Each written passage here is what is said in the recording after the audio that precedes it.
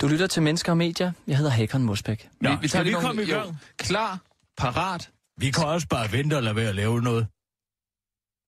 Nej. Skal vi ikke sende? Nej, jeg tror, vi skal tage nogle. Ja, klar, parat, skarp. Og nu, det var bare live fra Radio 24/7 Studio i København.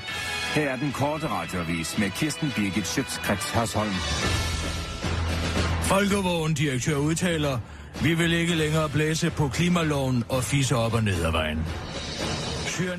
For nylig vandt radioprogrammet Den Korte Radioavis på 24/7 3 priser ved årets Prix Radio, blandt andet årets satire og årets radioprogram.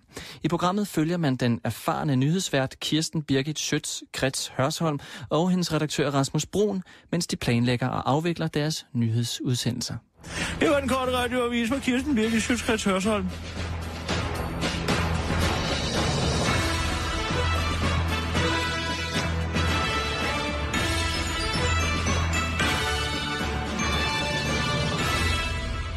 Ja, så Sissel, vil du lige at fise ned og hente over de der blækspruttering, der er nede i kantinen? Jo, det kan du tro. Tak skal du have. Bare en 10-15 stykker. Ja. Men skal du have noget med, Rasmus? fra kantinen nu? Ja, vil du have en blækspruttering, eller vil du ikke have en blækspruttering? Så jeg kan sagtens tage 2 tallerkener op. Jamen, jeg kan da godt spise en blækspruttering, det kan jeg da godt. Det er godt. Så mens du henter den, så skal jeg lige forklare dig noget. Der er jo lavet en gigantisk fejl i den her historie. Den Korte Radioavis er en satire over mediebranchen, og Kirsten Birgit Schøtz-Krets Hørsholm og hendes redaktør Rasmus Bruun er karikaturer af journalister fra den virkelige verden. For eksempel er Kirsten Birgit inspireret af TV2's korrespondent Ulla Terkelsen. Min kollega Otto Lærke har bedt Ulla Terkelsen interviewe Kirsten Birgit og hendes redaktør Frederik Cilius og Rasmus Bruun. Okay. Godt, skal vi gå i gang? Ja, jeg tænker, du starter. Jamen, ruller vi? Vi ruller. Are we rolling? Okay. Jeg vil gerne sige velkommen til mine 2 gæster, Frederik og Rasmus, som jeg har inviteret, fordi jeg forstår, at Frederik og Rasmus, de laver et radioprogram, som har fået mange, mange priser. Jeg bor i Paris, så jeg er ikke en daglig lytter, men jeg tror kun, det er et spørgsmål, før det program bliver internationalt berømt, så alle parisere også vil sidde i deres, på deres velosolexer med øretelefoner på og høre det og more sig i den parisiske trafik. Hvad slags program er det, Rasmus? Jamen altså, først og fremmest, så kan det jo podcastes, Ulla, så du kan jo bare lige klikke ind på Radio 24/7 lige at finde det, hvis det er, du skulle få lyst til det. Men det er en parodi på et nyhedsprogram, som vi kender dem, som de er flest. Så vores program er en spoof over det, kan man kalde det. Hvad betyder spoof? Ja, det er en parodi. Altså vi laver vores take på nyhederne, så vi sidder dagligt og følger med i nyhedsstrømmen og siger alt det, som journalisterne ikke rigtig kan tillade sig at sige, enten fordi det er injurierende, eller fordi det er forkert. Eftersom jeg nu figurerer, det er meget smiret over, fordi man er jo virkelig blevet til noget, når man bliver parodieret og laver sjov med. Hvem er hende der Kirsten Birgit, og så det der meget, meget, meget, meget lange efternavn, som jeg egentlig ikke kan forstå, jeg har givet hende. Altså mit navn er forholdsvis kort, og det har jeg altid heddet.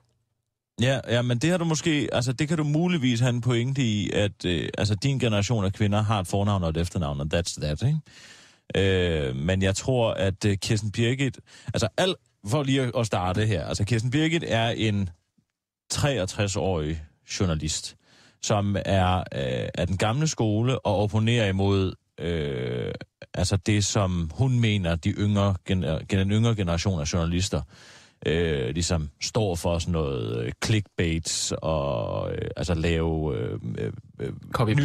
copy-paste journalistik, lave hvad det hedder, nyheder baseret på noget, der kan formidles til de sociale medier og sådan noget. Det gider hun ikke have noget med at gøre. Men det komiske i hende ligger ikke i, at hun er ubegavet. Altså det ligger nærmest omvendt i, at hun er meget begavet, men samtidig har altså det, som er ofte så sjovt med komiske karakterer, er jo, at de mangler en eller anden form for selvindsigt. De har en eller anden begrænset evne til at se ind i sig selv. Hun lyder altså ikke særlig rar.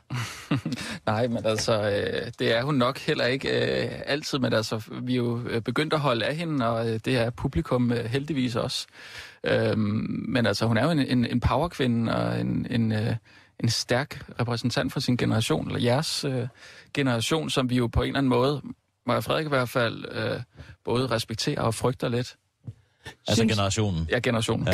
Synes I ikke, undskyld, at den generation, der kommer efter mig, er mere sådan billedselvcentreret og mere sådan optræden i ugebladene og så videre. Altså, jeg synes egentlig, hvis jeg skal sige noget pænt om min egen, der synes jeg egentlig, at det sådan måske er historien, der er det vigtigste, og snarere sådan make-up'en og håret og sådan noget. Altså, jeg vil for eksempel se meget anderledes ud, hvis det var det, jeg gik mest op i, siger jeg lige, i det, jeg ser mig selv i spejlet hver morgen. Ja, men altså nu skal du... Altså, det er vigtigt at forstå, tror jeg, at Rasmus og jeg primært er enig med Kirsten Birgit.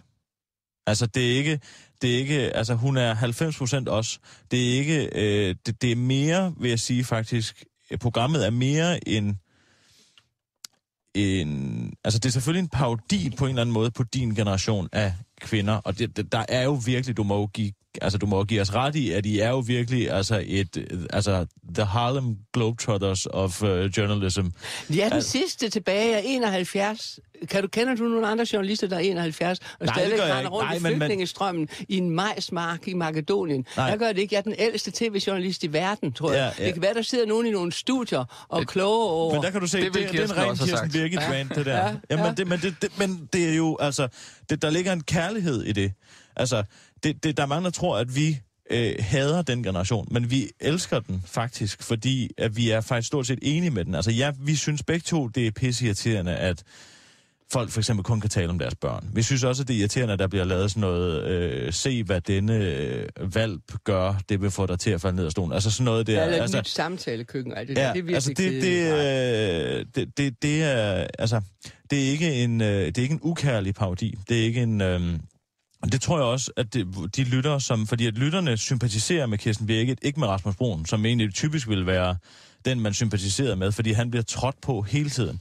Men de elsker Kirsten Birgit, fordi jeg tror, mange af dem tænker, der er mange, der skriver, jamen, det er min moster er sådan, eller min mor er sådan, eller... Min mor. Ja, men jeg tror, mange af vores lyttere er også måske en 30-40 år, så det er måske... Det er en kvalificeret alder. Ja, min karakter, redaktøren her, han repræsenterer jo historieløsheden, som hun kan gøre til grin på daglig basis. Men må vi ikke prøve at høre hende? Jo.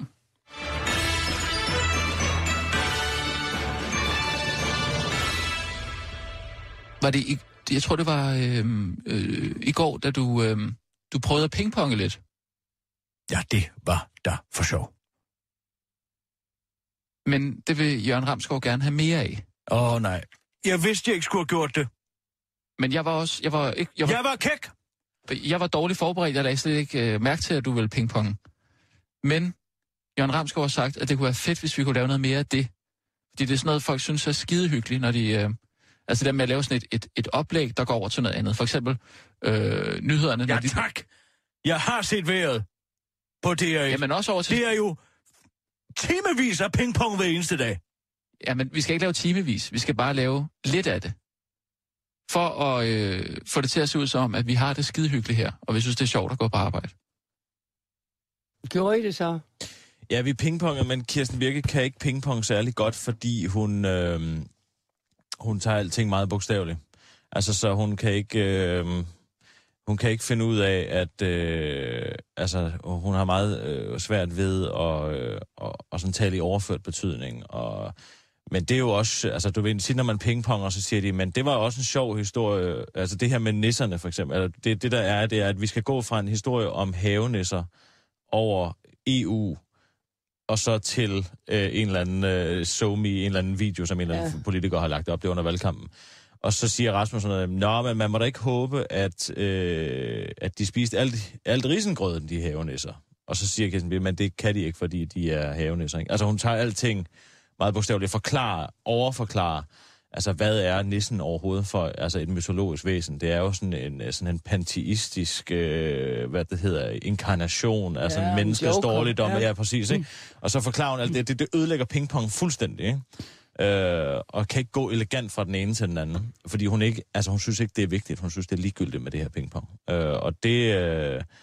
det er jo også til at brække sig over nogle gange, når man ser, hvordan man kommer over til vejret. Altså, du ved, det kan gå Hvorfor har I så meget imod det med vejret? Altså, jamen, det er da meget rart, hvis folk... Altså, igen, at man skal give sit barn en ulden hue på, eller ej, det er da ikke... Det er da meget praktisk. Nå, men det er den der er sådan en skizofren skift i at gå fra...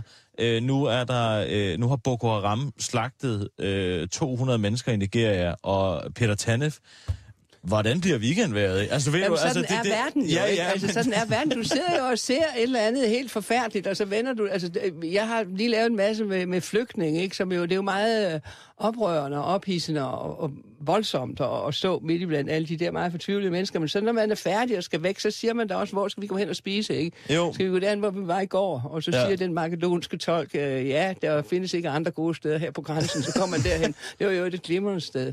Men altså, sådan er det jo, ikke? Der går du også fra at have været følelsesmæssigt indigneret og fortvivlet på en masse menneskers vegne, og så går du hen i sådan meget grundlæggende, tænker, hvor skal vi have noget at spise, vi ikke dør af sult, ikke? Og så siger den makedonske Kancharevich-tolk, at vi skal gå derhen, hvor vi var i går, for det er faktisk det bedste, ikke? Altså, det er jo, altså, livet er jo, at du hopper fra en hel masse forskellige niveauer hele tiden. Men det er jo først og fremmest, det er jo et satirisk program, vi laver, og der er jo noget absurd sjovt i at gå fra en alvorlig historie til en historie om en søløve, der ligger og slikker sol på en havestol. Det er jeg enig med. Det med søløven, det synes jeg også er ligegyldigt. Ikke? Altså ikke fordi jeg har noget imod søløver.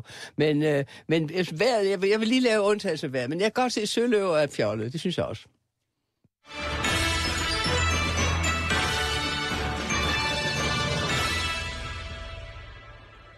Jeg mødte Ulla nede på Gamle Kongevej. Ulla Terkelsen? Ulla Terkelsen. Nå, hvad sagde hun? Går jo altid med en New York Times og Le Monde.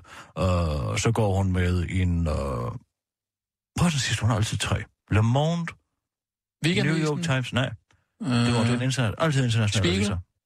Nej. Le Monde.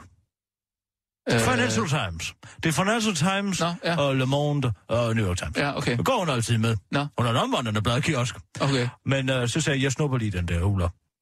Og det var fint. Det var ja. Hvem var det, der var mig?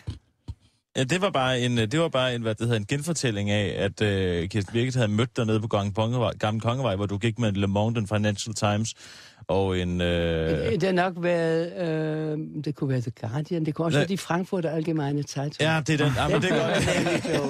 Den bliver man klogere. Bare titlen, du kan høre det, de Frankfurter Allgemeine Zeitung, ikke? Det kræver den er en vis koncentration. Bare læse Kirsten Birgit Schøtz-Krets Hørsholm.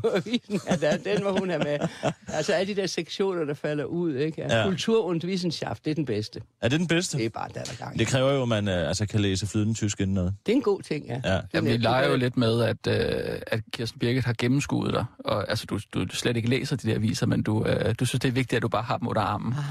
Og du ved, og brillerne op i panden og ser sådan lidt verdensfjern ud. Altså, jeg er lidt af en fake. Ja. Ja, det leger vi jo med. Er nyhedsjournalister pompers asses, højrøvet, er nyhedsjournalister selvhøjtidelige, de står der og fortolker verden? Altså, der er jo i hvert fald et element af selvhøjtidelighed. Jeg tror, alle, der ligesom bevæger sig ind i mediebranchen, har et eller andet ønske om at blive set og blive hørt. Det tror jeg, der er inklusiv Rasmus og jeg har. Men der er der sådan en... Jeg kan i hvert fald huske, at der i... jeg kan huske, at jeg sad en gang ude på DR og så gamle nyhedsudsendelser. Og der kan jeg huske, de sluttede af med at sige, det var, hvad vi valgte at bringe i dag. Altså, som der lå implicit. Der var selvfølgelig... Det er Walter Cronkite-citat. Ja, præcis. Ja, ikke? Ja. Men i dag siger man jo, det var nyhederne. Altså, det var som om, altså, det er ikke en... altså, det var den afgrænsede mængde, som var nyhederne i dag. Altså, man gør ikke ligesom beskueren bevidst om, at der foreligger et redigeringsarbejde i, hvilke nyheder man tager med. Så du synes, det var mere beskedent dengang? Ja, det synes jeg faktisk, det var. Jeg synes, at det er blevet mere... Altså, det er jo også blevet mere sådan Fox Newsificeret, synes jeg meget, at man ligesom har... Du har de der store skærme, folk går ind og hiver billeder ud og sådan noget. Det er blevet sådan helt...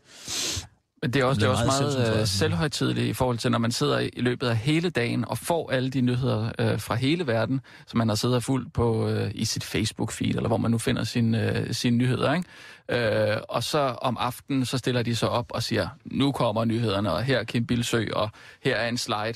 Altså, vi har set dem. Tak til Rasmus Broen og Frederik Silius, og som sagt, Ulla Terkelsen. Den korte radiovis, den kan du høre mandag til fredag kl. 12.05 på Radio 24/7.